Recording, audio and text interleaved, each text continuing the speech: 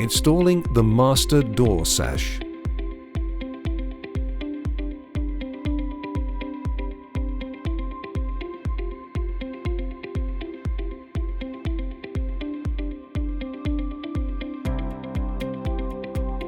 The master door is identified easily.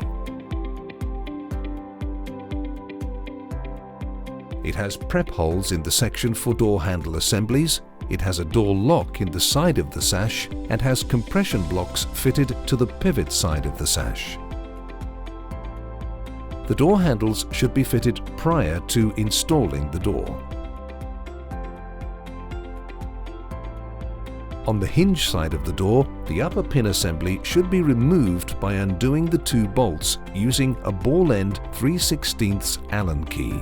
Please note, no power tools should be used in either removing or fitting these assemblies at the top of each sash. Utilizing two people, position the master door at right angles to the frame close to the bottom pivot hole of the track. The door handle side should be farthest from the frame.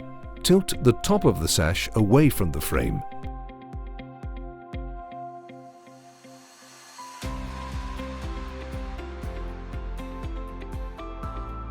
Then carefully lift the sash to allow location of the bottom pin on the sash into the bottom pivot hole of the track.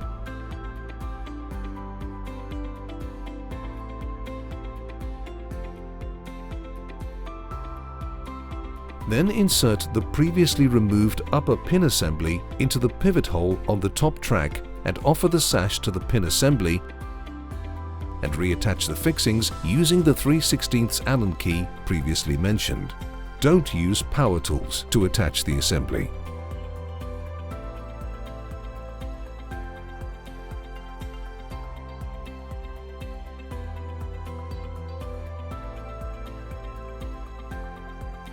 With the master door still in the open position, remove the restrictor arm screw and washer from the top track.